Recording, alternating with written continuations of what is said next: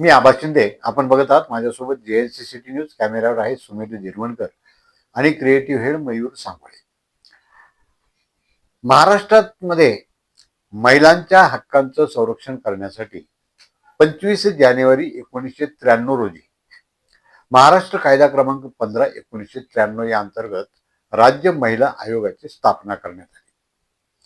या आयोगाची रचना अशा पद्धतीने आहे की एक महिला अध्यक्ष, 6 नॉन ऑफिशियल मेंबर्स, एक सदस्य सचिव म्हणजे मेंबर ऑफ सेक्रेटरी आणि या राज्याचे पोलीस महानिदेशक म्हणजे डायरेक्टर जनरल ऑफ पोलीस हे एक्स ऑफिशियो मेंबर.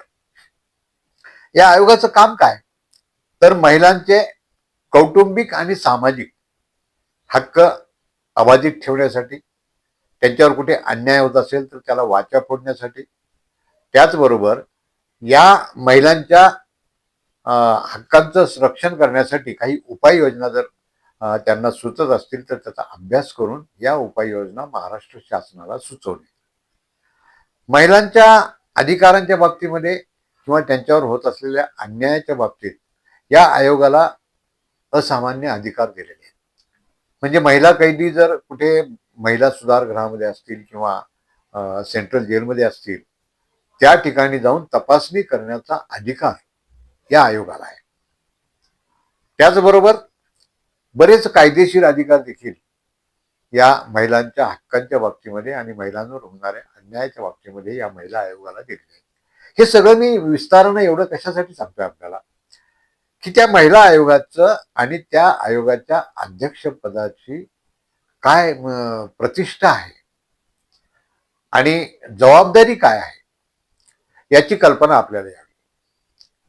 म्हणजे या महिला आयोगाच्या अध्यक्षपदावर फक्त रूपामुळं नेमणूक होऊ नये तर बुद्धीनं देखील तेवढीच चाणाक्ष व्यक्ती तिथे असली पाहिजे. आणि जर हा दुसरा भाग कमी असेल तर मग कशी नाचक्की ओढवते. हे नुकत्याच महिला आयोगाच्या राज्य अध्यक्षांना जो राजीनामा ज्या प्रकरणात द्यायला लागला, त्यावरनं त्या पदाची प्रतिष्ठा त्या भगिनींना कळालेली नव्हती आणि म्हणूनच अशा चुकीच्या मार्गाचं समर्थन त्यांनी केलं. वैयक्तिक त्यांनी कोणाला गुरु मानावं कोणाला मानू नये हा भाग नव्हे, परंतु त्या व्यक्तीची पार्श्वभूमी न तपासता महिलांच्या प्रशिक्षण शिबिर त्या असल्या बदफैली माणसाकडून घेणं म्हणजे महिलांना संकटात नेऊन सोडणं आहे.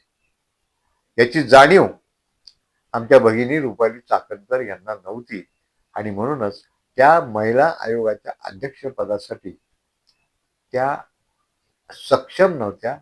सोप्या भाषेत सांगायचं झालं तर त्या लायक नव्हत्या आणि म्हणूनच या प्रकरणानंतर त्यांना आता पायउतार व्हायला लागलं, त्यांचा राजीनामा घ्यावा लागला.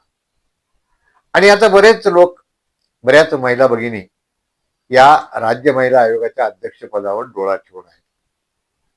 परंतु जसं मी सांगितलं की या आयोगाची जी प्रतिष्ठा आहे ती प्रतिष्ठा वाढवेल असं व्यक्तिमत्व त्या ठिकाणी आता नियुक्त करणं ही महाराष्ट्र शासनाची जबाबदारी होऊन गेलेली आहे.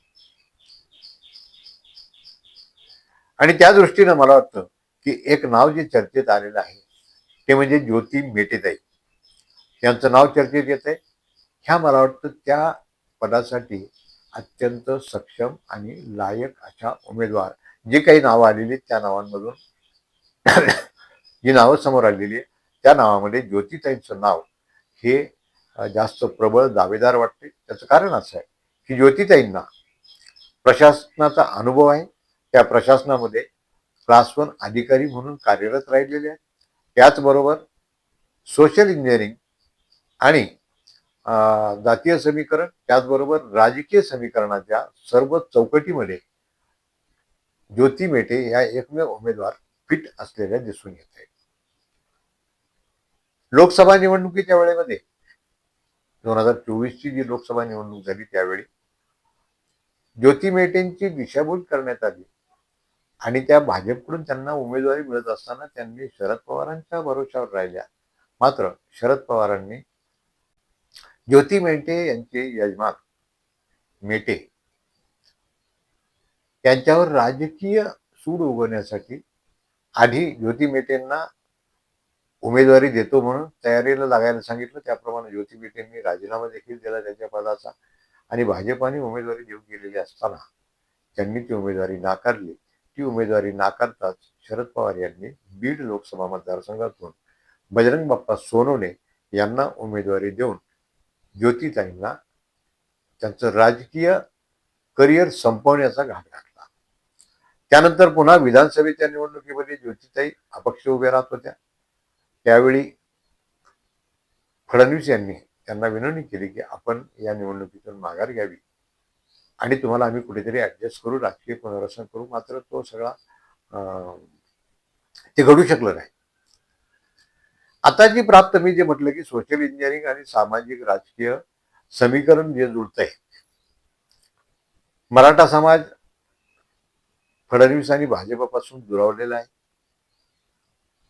असं असताना ज्योतिताई मेटेंना जर महिला आयोगाचं अध्यक्षपद दिलं तर मराठा समाजाचा रोष बऱ्याच प्रमाणात कमी होऊ शकतो. त्याचबरोबर ज्योतिताई या उच्च विद्याविभूषित आहेत, प्रशासनातला त्यांना दांडगा अनुभव आहे आणि म्हणून या महिला आयोगाच्या अध्यक्षपदाची जी जबाबदारी आहे ती जबाबदारी ज्योतिताई समर्थपणे पार पाडू शकतात. त्याचबरोबर जसं मी सांगितलं की मराठा समाजाचा रोष कमी होण्यामध्ये त्याचा फायदा होऊ शकतो आणि विनायक मेटे ज्योतिताईंचे यजमान कैलासवासी विनायक मेटे हे आमदार होते विधान परिषदेचे आणि प्रत्येक वेळी त्यांनी भाजपला साथ संगत केलेली होती.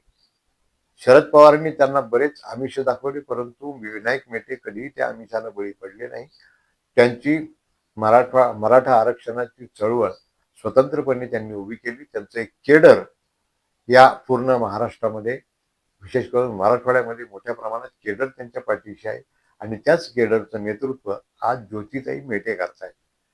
आणि म्हणून कुठेतरी भाजप आणि मेटे परिवार जो दुरावलेला होता हा पुन्हा दुरावा कमी करून हे एकसंघ करण्याची संधी मला वाटतं महाराष्ट्राचे मुख्यमंत्री देवेंद्र फडणवीस यांच्यासमोर चालून आलेली आहे.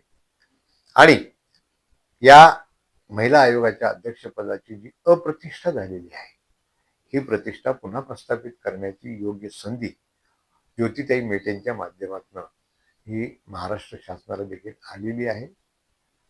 पूर्वीच्या ज्या अध्यक्षा होत्या त्यांच्यामुळे त्या पदाची कुठेच प्रतिष्ठा वाढली नाही, उलट त्यांचीच प्रतिष्ठा वाढली होती.